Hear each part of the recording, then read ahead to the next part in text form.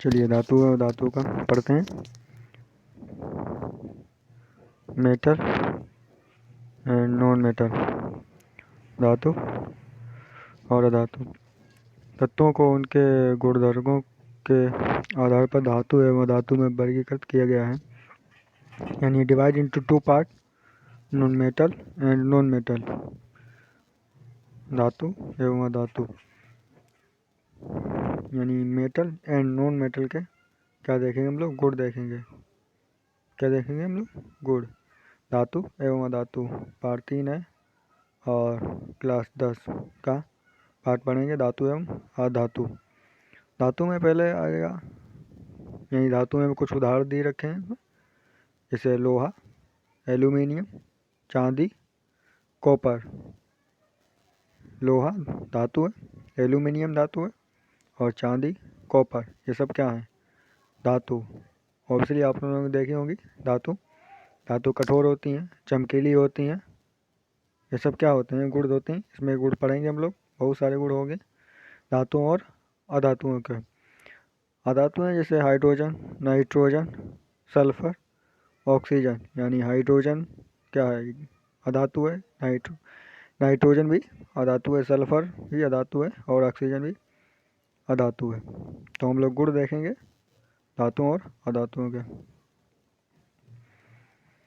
हाँ, गुणधर्म, भौतिक गुणधर्म, यानी भौतिक गुणधर्म जो होते हैं जो हमें वायर से दिखाई पड़ जाते हैं, यानी हमें अपनी आँखों से दिखाई पड़ सकते हैं और ये हमें छू कर देख सकते हैं, जो क्या देखते हैं उन्हें कहते हैं भौतिक गुणधर्म।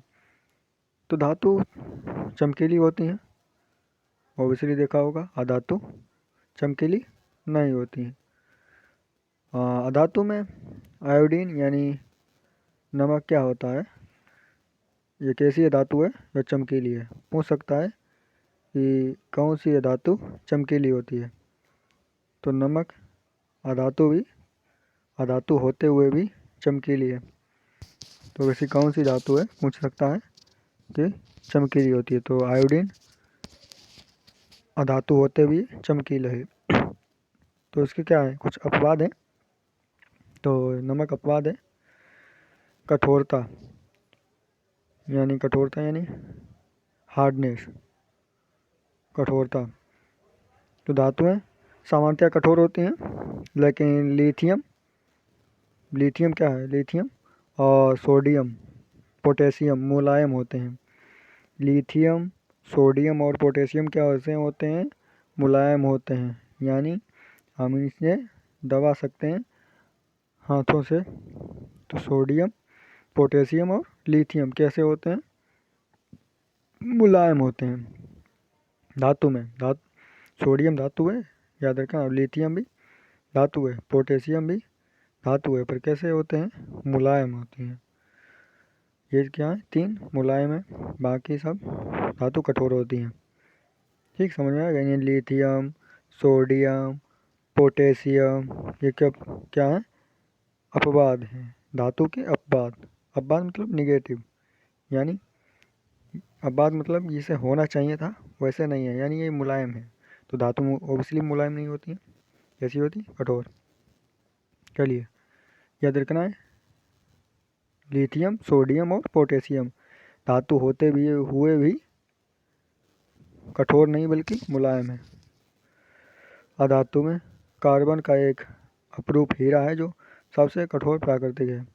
यानी अधातुएं क्या होती हैं, ज़्यादातर मुलायम होती हैं, और इसमें अधातु में एक हीरा है जो क्या है, कार्बन का एक अपरूप है। अपरूप यानी एडवांस, जो सबसे कठोर प्राकृतिक पदार्थ है। यानी सबसे कठोर क्या है, हीरा सबसे कठोर प्राकृतिक पदार्थ है, यानी नेचुरल रिसोर्स है। हीरा तो याद रखेंगे कि यह धातु है और कठोर होता है। अब रूप देखते हो ना, रूप काला गोला काला, उसे काला कहते हैं, और एक गोरा होता है, काला और गोरा। रूप में यानी दिखाई कैसे देती हैं, रूप यानी रूप स्ट्रक्चर, रूप कितने प्रकार का हो सकता है उसे बांट सकते हैं, मगर इसमें बताया गया अलग प्रकार से। रूप, धातुएं कमरे के ताप पर ठोस रूप में पाई जाती हैं। कमरे के ताप पर ठोस पाई जाती हैं। धातुएं की ये प्रकृति है कि कमरे पर ठोस पाई जाती हैं, मगर उसमें से मरकरी को छोड़कर जो सब द्रव में पाई जाती हैं। यानी ऐसी मरकरी है जो कमरे के ताप पर द्रव हो जाती है, बाकी सब कठोर होगी। अधातुएं के ठोस या गैसीय रूप में पाई जाती हैं। अधातुएं ठोस या गैसीय रूप में पाई जाती हैं, लेकिन ब्रोमीन को छोड़कर जो तरल रूप में होती है। यानी अधातुएं गैसीय रूप में पाई जाती हैं। अधातुएं ठोस या गैसीय रूप में, यानी गैस में हो सकती हैं या ठोस में हो सकती हैं। मुलायम तो हो सकती हैं वो, मगर कैसे हो सकती हैं? गैस भी हो सकती हैं। अधातुएं गैस भी हो सकती हैं और मुलायम भी हो सकती हैं। तो धातुएं ठोस उसे कहते हैं मुलायम। में ठोस होती हैं। जैसे क्या है, लकड़ी ठोस है मगर मुलायम नहीं है। मतलब कुछ हो सकती हैं ठोस भी, और ज़्यादातर मुलायम हो सकती हैं, फिर मुलायम नहीं गैस भी हो सकती हैं, है ना। और केवल ब्रोमीन को छोड़कर सब तरल रूप में होती हैं। ब्रोमीन याद रखना, अधातु में ब्रोमीन क्या होती है, कमरे के ताप पर तरल होती है, और उसमें मरकरी, यानी धातु में मरकरी कमरे के ताप पर द्रव होती है, जो धातु है। अधातु में ब्रोमीन कमरे के ताप पर तरल अवस्था में हो जाती है। आघात वर्ध्यता यानी कि पीट कर धातुओं को बढ़ाने की क्षमता, यानी उनके पतला करने की क्षमता। आघात वर्ध्यता। कुछ धातुओं को पीट कर पतली चादर के रूप में परिवर्तित किया जा सकता है। यानी कुछ ऐसी धातुएं हैं जिनको पीट कर चादर बनाई जा सकती है, उसे क्या कहते हैं, आघात वर्ध्यता। आघात मतलब चोट, वर्ध्यता मतलब कितना बढ़ाया जा सकता है पीट कर, तो उसे कहते हैं आघात। आघात मतलब चोट लग रहा है, तो आघात वर्ध्यता, यानी पीट कर कितना उन्हें पतला किया जा सकता है। तो कुछ धातुओं को पीट कर पतली चादर के रूप में परिवर्तित किया जा सकता है। अधातुएं आघात वर्ध्यता होती हैं। अधातुओं को पीट कर बढ़ाया नहीं जा सकता, यानी पतला नहीं किया जा सकता। चलिए इतना हो गया।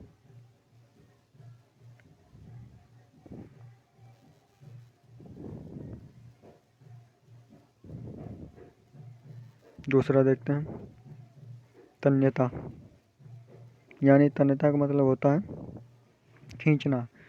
इसे किसी भी धातु का तार, यानी तन्यता कितना पतला करके उसको खींच सकते हैं, धागे जैसी संरचना बनाई जा सकती है, उसे तन्यता कहते हैं।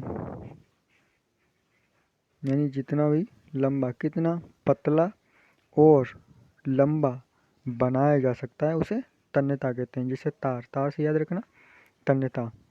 तार को क्या बनाया जाता है, बहुत ही पतला बनाया जा सकता है, यानी कितना पतला बनाया जाए कि वो तार टूटे ना और कितना खींच दे, है ना, उसी को तन्यता कहते हैं। जैसे कॉपर एल्यूमिनियम का क्या बनाया जाता है, तार बनाया जाता है ना। चांदी का तार तो नहीं बनाया जा सकता, क्योंकि वो महंगा पड़ता है, इसलिए नहीं बनाया तो जा सकता है, महंगा पड़ता है इसलिए। हाँ, तन्यता। धातुओं को पतली तार के रूप में खींचा जा सकता है, इसे तन्यता कहते हैं। धातुओं को क्या बना सकता है, पतला तार, तो उसे तन्यता कहते हैं। अधातुएं तन्यता नहीं होती, अधातुएं तन्य नहीं होती, अधातुओं को नहीं खींचा जा सकता। कभी लकड़ी को तार बनाया है, लकड़ी का तार नहीं खींचेगी, और ना इसमें करंट बहेगा, क्या आदमी खींच के करेगा, है ना। चलिए छठा नंबर, विद्युत व ऊष्मा के चालक। यानी धातुएं क्या होती हैं, विद्युत और ऊष्मा की चालक होती हैं। ऊष्मा यानी हीट कहें तो गर्मी, तो धातुएं ऊष्मा की चालक होती हैं और विद्युत की भी चालक होती हैं। यानी चालक को कहते हैं सुचालक, यानी जिसमें करंट बह जाए, सुचालक। कुछ धातुएं होती हैं जैसे सीसा, मरकरी, कुचालक हैं। ये धातुएं याद रखना, सीसा और मरकरी धातुएं होते हुए वे क्या हैं, कुचालक, यानी इसमें करंट नहीं बहेगा और ना ही ऊष्मा एक सिरे से दूसरे सिरे पर जाएगी, यानी ऊष्मा इसमें एक सिरे से दूसरे सिरे पर नहीं जाएगी और उसे कुचालक कहते हैं। ना ही इसमें एक सिरे से दूसरे सिरे पर करंट जाएगा, तो उसे क्या कहेंगे, कुचालक। तो धातुएं अक्सर सुचालक होती हैं, मगर कुछ अपवाद हैं जैसे सीसा, मरकरी, ये सब क्या है, कुचालक। कुचालक यानी करंट नहीं जाएगा, कुचालक। कुचालक यानी कूच दो, उसमें करंट नहीं जाने वाला है तो उसे कूच दिया गया, है ना। और सुचालक यानी करंट बहेगा। तो सामान्यतः अधातुएं विद्युत व ऊष्मा की कुचालक होती हैं, लेकिन ग्रेफाइट सुचालक है।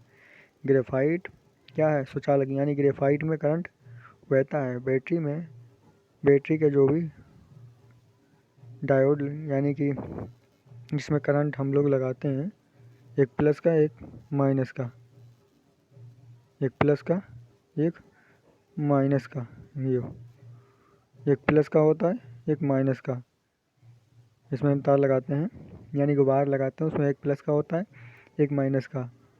तो उसमें जो लगाए जाते हैं यानी करंट बहने के लिए, जिससे आयनीकरण होता है, वो किसकी होती हैं, ग्रेफाइट की।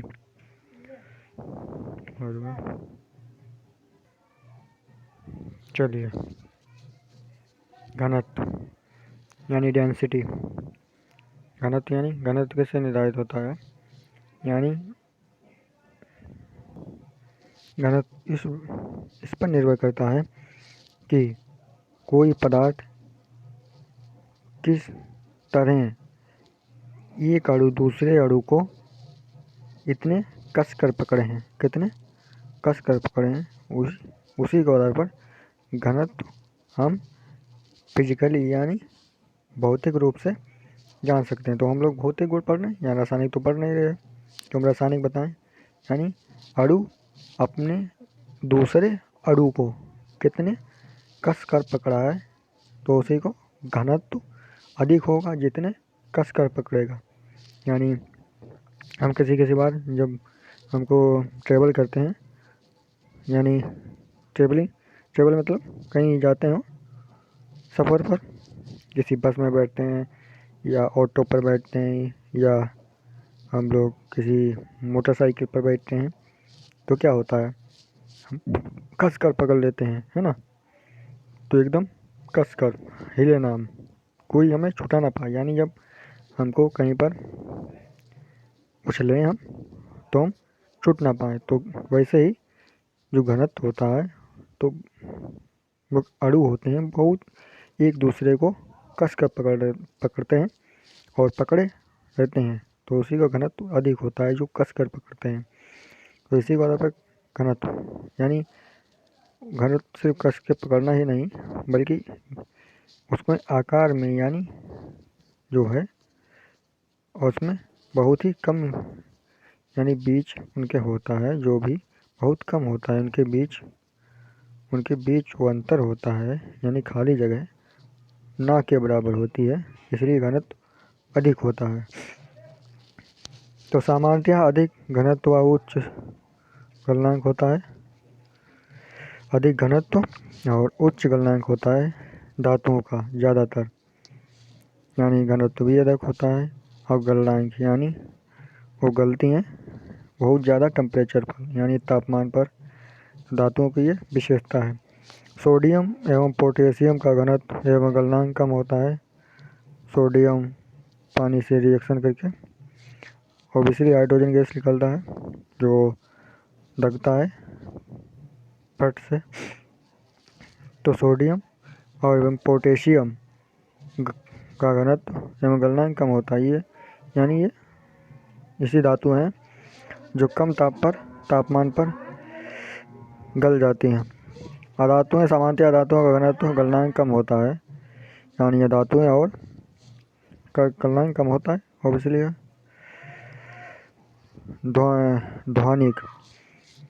ध्वनिक यानी आवाज़, तो धातुएं ऑब्वियसली आवाज़ ज़्यादा करती हैं।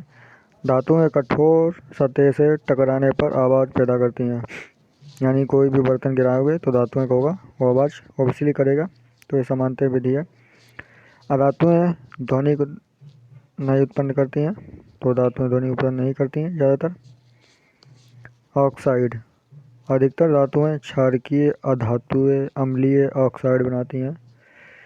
यानी अधिकतर धातुएं क्षारकीय, अधातुएं, अम्लीय ऑक्साइड बनाती हैं। ऑक्साइड बनती है जैसे MgO, जैसे SO2, मैग्नीशियम ऑक्साइड, यानी ऑक्सीजन से अभिक्रिया करके ऑक्साइड बनाती हैं। जैसे मैग्नीशियम अभिक्रिया करके मैग्नीशियम ऑक्साइड, ऐसे ही क्रिया करती हैं, यानी ऑक्साइड बनाती हैं। धातुओं की रासायनिक गुणधर्म, हम लोग देखेंगे धातुओं की रासायनिक। पहले हमने भौतिक गुणधर्म देखे, अब हम रासायनिक गुणधर्म देखेंगे। रासायनिक गुणधर्म, धातुओं के रासायनिक गुणधर्म, यानी रसायन के गुणधर्म क्या है उनके। वायु के साथ अभिक्रिया, यानी वायु के साथ जब अभिक्रिया करती हैं तो धातुओं की क्या विशेषता होती है। धातुएं ऑक्सीजन के साथ अभिक्रिया करके धातु ऑक्साइड बनाती हैं। यानी धातुएं जब ऑक्सीजन के साथ अभिक्रिया करती हैं तो धातु ऑक्साइड बनाती हैं। यानी सब में ज़्यादा ऑक्साइड लगेगा जो भी धातु होगी। जैसे यहाँ पर हमने लिखा है कॉपर प्लस ऑक्सीजन, तो कॉपर ऑक्साइड बनाया है इसने, काला, कॉपर ऑक्साइड कैसा होता है, काला। और एल्यूमिनियम प्लस O2 क्या बनाया है, एल्यूमिनियम ऑक्साइड। यानी जो भी धातु हैं वो क्या बनाएगी, ऑक्साइड बनाएगी। और तीसरा लिया Mg, यानी मैग्नीशियम प्लस O2, यानी ऑक्सीजन के साथ तो बनाई मैग्नीशियम ऑक्साइड। धातुएं ऑक्सीजन के साथ अलग अलग तरह से अभिक्रिया दिखाती हैं धातुएं। सोडियम और पोटेशियम वायु में आकस्मिक आग पकड़ लेते हैं और जिसे रोकने के लिए इन्हें केरोसिन तेल में डुबो कर रखा जाता है। याद रखना, ये हाइड्रोजन गैस निकालती हैं सोडियम। चलिए आगे चलते हैं और नेक्स्ट क्लास हम फिर देखेंगे। इतना ही, अगली क्लास में हम मिलेंगे।